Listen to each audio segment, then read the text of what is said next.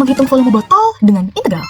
Hai, this is us. Perkenalan dulu nggak sih dengan anggota kelompok? Saya sendiri nih, Astrid, dengan NIM 1672515, lalu ada Anet dengan NIM 1672545, ada Rana dengan NIM 1672527, ada Nabila dengan NIM 1672537, ada Lutfi dengan NIM 1672541, dan ada Nazwa dengan NIM 1672555. Jeng jeng jeng. Wow, ada yang tahu nggak sih produk ini? Kaum girlies pasti nggak asing lagi nggak sih? Yes, Nivea Micellar Water.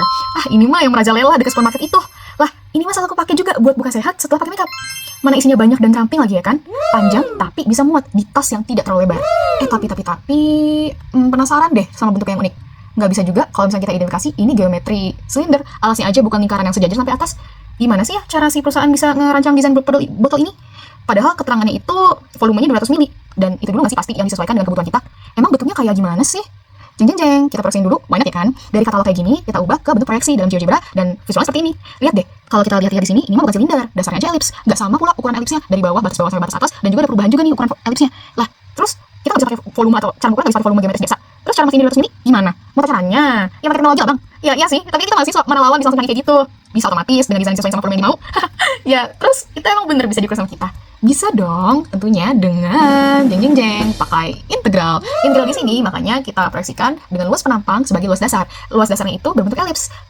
Makanya aplikasinya itu pakai konsep integral dengan volume benda pejal yang memiliki penampang beraturan. Luas penampang ini sebagai fungsi posisi. Nah, itulah mengapa dipakailah atau diinterpretasikanlah dengan integral dari luas penampang yang berbeda-beda ini pakai batasan tinggi sepanjang sumbu. Makanya sepanjang sumbu itu kita alokasikan sebagai tinggi. Nah, oke, lanjut.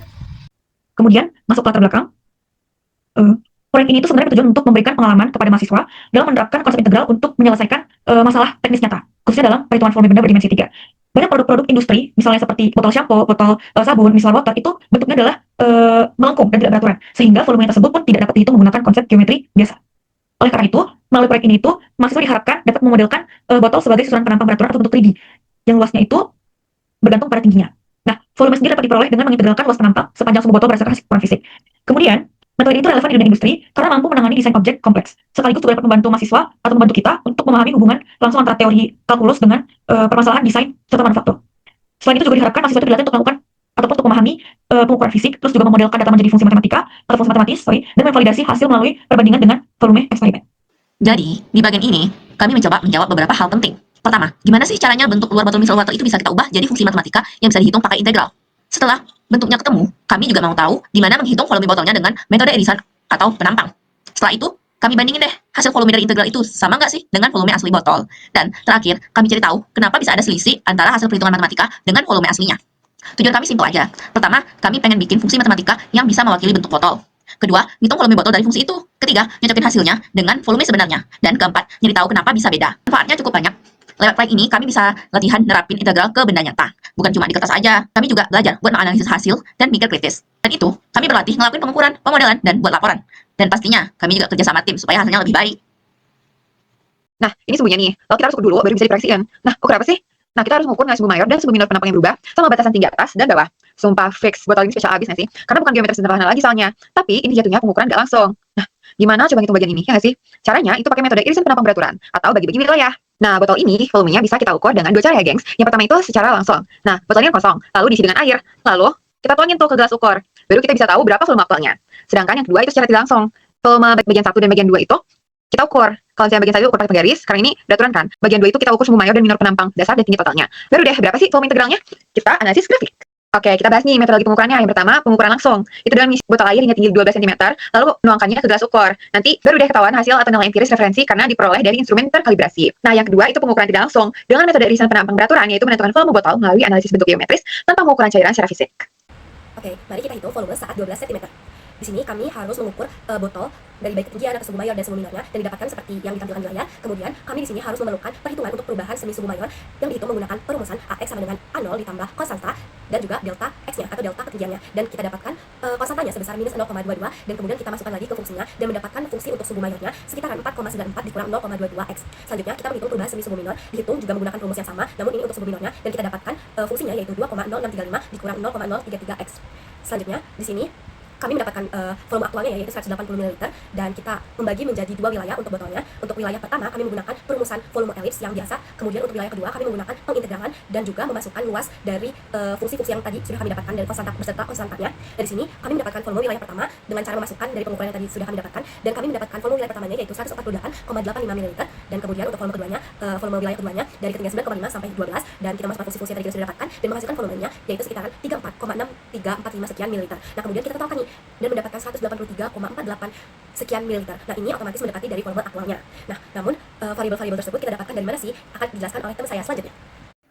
Baik, saya akan menjelaskan metodologi pengukuran, di mana kita akan menghitung volume botol menggunakan metode irisan penampang. Terlebih dahulu, kita proyeksikan botol ini ke dalam sumbu-sumbu, di mana kami memproyeksikan untuk ketinggiannya adalah sumbu X, dan untuk lebarnya adalah sumbu Y, dan untuk lebar dari depan ke belakang adalah sumbu Z. Untuk memproyeksikannya, kita pastikan bahwa proyeksi ini sesuai dengan ukuran aktual yang telah diukur. Nah, setelah diproyeksikan, dapat terlihat bahwasanya botol ini terdiri dari dua wilayah. Yang pertama, wilayah 1, dari rentang ketinggian 0 hingga 9,5, di mana terlihat untuk irisannya atau penampangnya itu berbentuk elips, dan ukurannya adalah tetap. Untuk wilayah 2, dari ketinggian 9,5 hingga 14, terlihat bahwa luas penampangnya itu mengecil secara linear.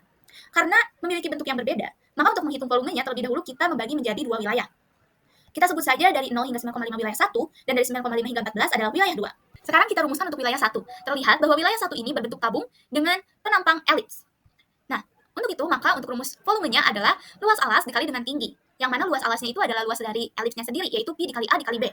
Dan untuk tingginya adalah X.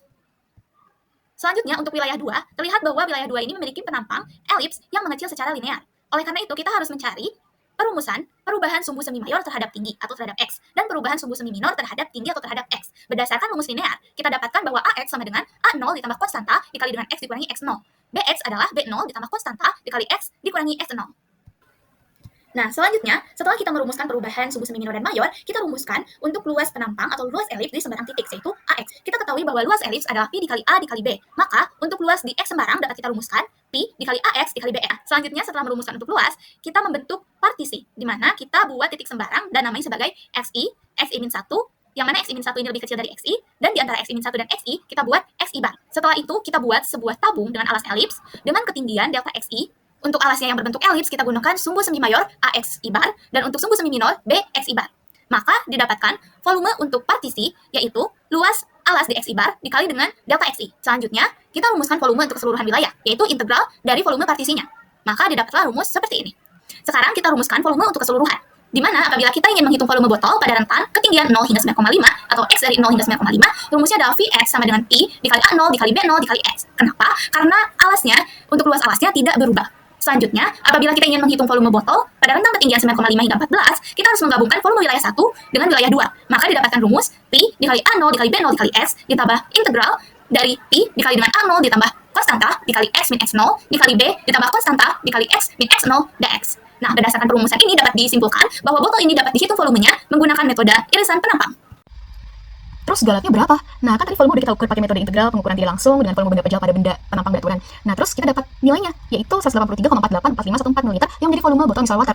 Lalu dari awal kita juga udah ukur nih perbandingannya dengan volume aktual dengan mengisi air, dan terdapatlah volumenya 180 ml. Karena ada perbedaan di sini, maka galatnya bisa ditentukan, yaitu dengan nilai mutlak selisih antara 183,484514 dikurangi 180 per 180 dan dikali dengan 100% untuk mengetahui besaran persentasenya. Dan persentasenya itu bisa kita peroleh 1,94%.